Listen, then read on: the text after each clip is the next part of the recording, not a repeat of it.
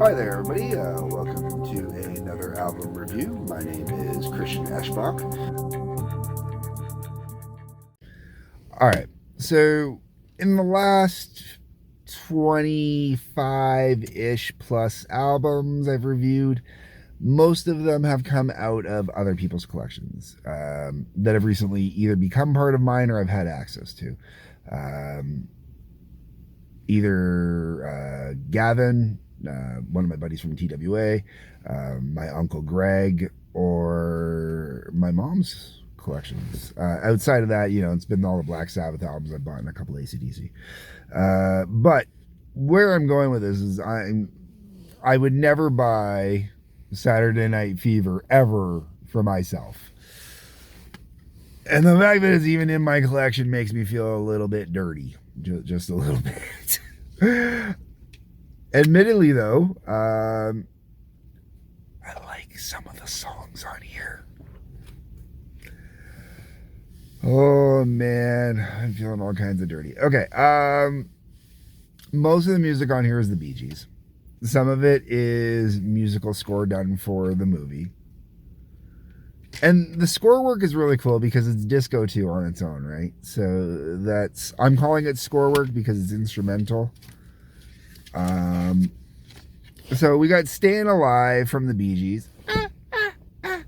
Staying alive, staying alive, staying alive. I can't squeeze my balls hard enough to get those nuts. Or I can't squeeze my nuts hard enough to get those notes. Okay, How Deep Is Your Love? Not one of the finer moments for the Bee Gees. Night Fever isn't bad. I mean, I'm not a disco person. I like funk. I don't like disco for the most part. There are a few exceptions. And we're going to actually get into this as we go. More Than a Woman. Okay, this one's interesting because this song actually appears twice on this album, two different artists. So that's really interesting. You got More Than a Woman by the Bee Gees, which is track 4, and then More Than a Woman by Tavares. I'm not sure how that's supposed to be pronounced, which is at track 7. I think it's really interesting, and I actually like the Tavares version better than the Bee Gees version. It's got more of a heavier edge to it, a little more rock influenced. I want to say soul influence, a little more band musician influence, a little less computer. Well, it wouldn't have been computers, but a little less disco sounding. Manhattan Skyline is one of the instrumentals on here. David Shire. It's actually enjoyable. If you're just looking for something to dance to.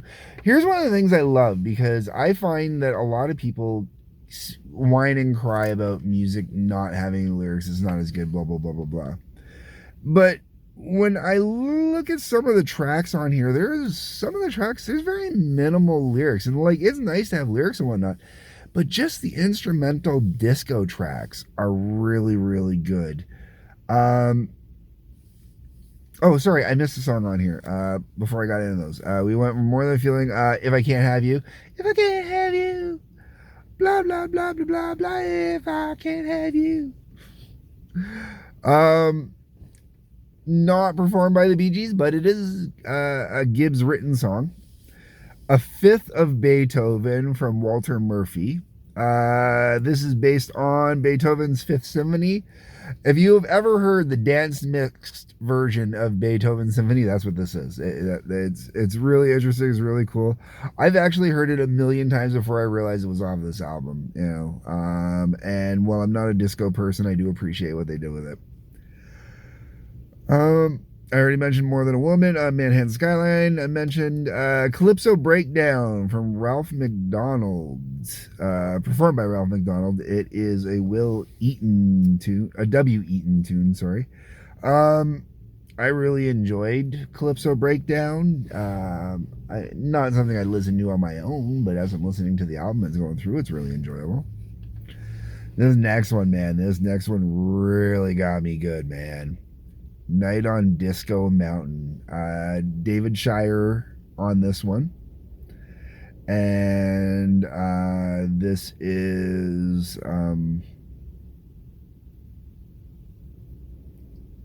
Night on Bald Mountain.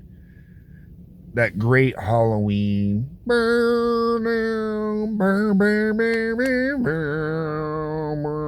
Yeah.